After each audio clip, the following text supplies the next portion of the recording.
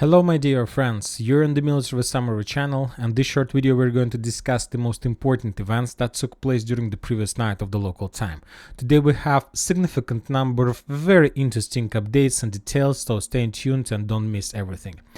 First we're going to talk about Avdiivka because we have some progress on the ground, but we will discuss this in the second part.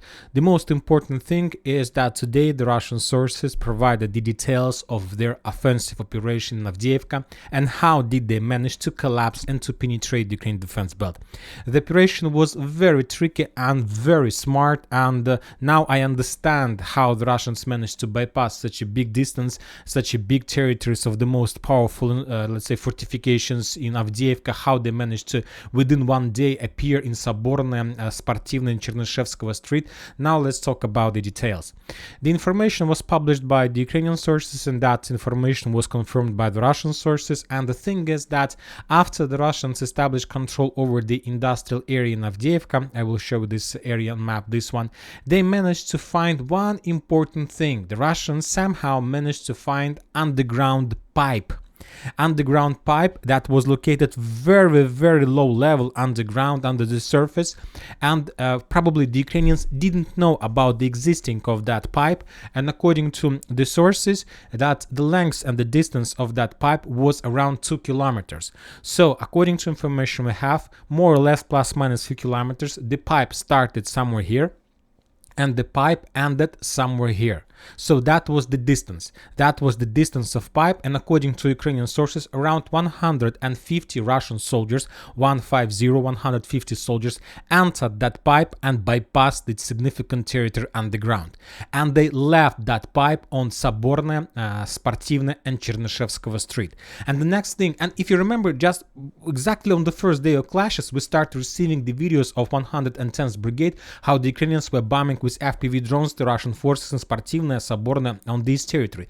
And most of the mappers made the conclusion that because of the fact that the Russians are already here, that means that Tsarskaya Okhota fortification area fell down. But this is not the right thing that happened in this area.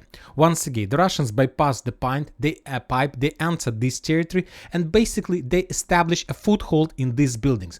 Of course, the Russians created an ambush, they killed and maybe they managed to deal damage to significant number of Ukrainian forces and soldiers in this area. And the most important thing, the Russians managed to cut the southern part of Avdiivka from the northern part of Avdiivka. And when the Ukrainians realized, the Ukrainians that were located in Tsarskaya Okhota in this forest, when they realized that they are encircled by the Russians, of course, the next thing the Ukrainians tried to do was to send reinforcement. The Ukrainians tried to counterattack the Russians, trying to force them to step back, but the Russians repel every single attack. And the most reason of that is because the Ukrainians didn't expect the number of Russians here.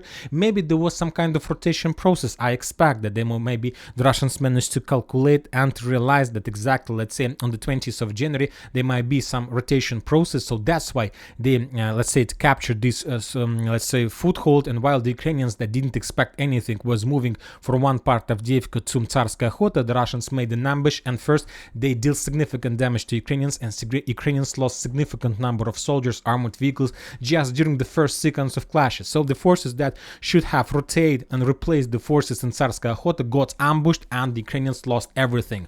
So after that, the Ukrainians in Tsarskaya Okhota, of course, they felt that something went wrong, and first of all, they couldn't understand how did the Russians manage to bypass them and to block them from the north. And the next thing the Ukrainians start doing is panic.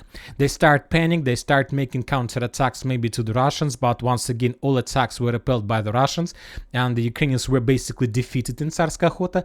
And the next thing the Ukrainians tried to do is to, of course, sending more and more reinforcement. And meanwhile, while all these clashes with the Russian foothold behind all these things, the main Russian forces started their movement along the main roads from Donetsk.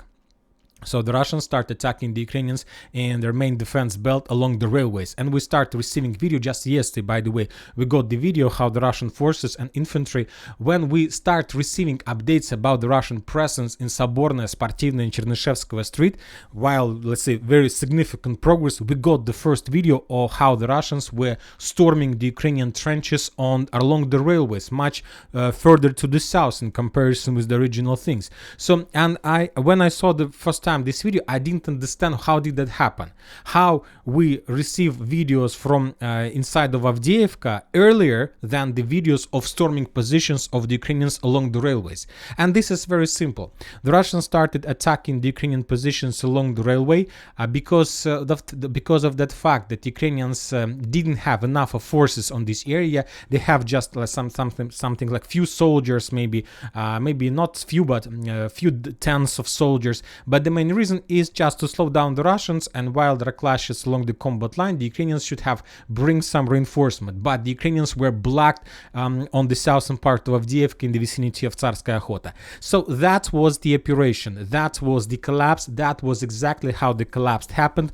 Of course, the Russians didn't spend a lot of time to penetrate the Ukrainian defense belt just because the Ukrainians couldn't send reserves and reinforcements to stabilize the front line, because all of the reserves of Ukrainian forces were blocked on Chernyshevskaya, Sportivная, Saborная streets, and that's it. So that was the operation. The Russians bypassed this defense belt. Significant number of Ukrainians, when they realized that they are encircled, that they are in a cauldron, took a decision to surrender, of course, and that's it. Furthermore, the panic was not just in this area, because the Ukrainians who were located in this former air defense base and Cheburashka base also start panicking, because nobody understood what was happening. And according to information we have, was just yesterday discussed, that the Russians managed to establish control over this stronghold. We had geolocated video. Later we got updates from different mappers that also confirms the progress of the Russian forces, and Syriac map, and we have updates from different pro-Russian sources, and we have even the video how the Russians started the FPV drone operation. When everything started, basically the Russian drone was already flying above the territories without any Ukrainians. So basically the Ukrainians took a decision to step back. But if we want talking about more details, the Russian sources reported that the commander of 110th Brigade, Nikolai Chumak, left his soldiers in former air defense base and Cheburashka stronghold and gave them an order to fight till the last Ukrainian, or something like this. And he left the territory, and he was the first who left the territory. Of course, the soldiers on the ground realized that they are in a very big trouble. They were encircled, so that's why they followed the same order, the same, let's say, thing as their commander did, and they surrendered to the Russian forces. At least there is like no doubt that former aviation air defense base was captured, and the sources reported that the Cheburashka is still under Ukrainian control. But very likely the Ukrainians will step back from this territory as well within the next few days. So this is the situation, and now I believe you have a better understanding how did the Russians manage to appear in Saborная Chernyshevskaya Street, and how did the Russians manage to bypass these territories, and how did the Russians manage to establish control over Tsarskaya Khota. Now everything is clear to us, so let's move further. When talking about other front lines, there are no changes on the ground, just clashes. The Russians, as you know, during the previous night launched significant missile attack all over the entire Ukraine. According to information we have, the explosions and strikes took place in 3 Ukrainian cities, in Pavlograd, in Kharkov, and in Kiev. When talking about Pavlograd, we still haven't received any geolocated confirmation or any videos, but when talking about Kharkiv and Kiev, the Russians bombed these 2 cities heavily.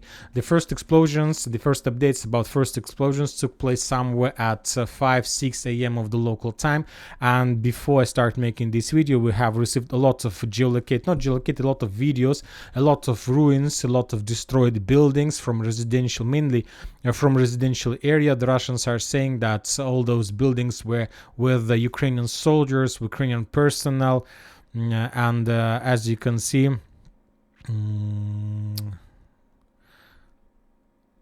Just a second. As you can see, the buildings, there is like I don't know, special service who try to help people, try to evacuate people from almost ruined buildings. So the strikes and explosions were very heavy from the Russian side. Kharkiv, as you know, is the very important area. There are lots of soldiers, lots of Ukrainian, let's say, reserves are located here. Those soldiers that Ukrainians are planning or were planning to use in Kupiansk direction. Another building that was almost half of the building was reduced to ruins, according to the Russian sources. Another area of concentration of Ukrainian forces. As a result of another strike, as you can see, almost the front of the building also was ruined. So Kharkiv was damaged heavily, obviously.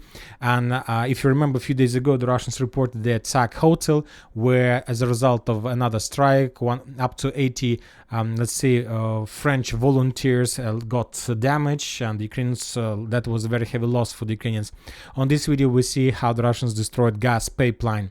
When talking about Kiev, we have almost the same story. There was a very heavy explosions. We have the missiles flying above Kiev. We have very heavy strikes. We have very heavy explosions. So as you can see, the Russians launched attack against Ukraine also during the daylight, and we have a lot of let's say videos. So on this video, for example, woman was making a video inside of her apartments.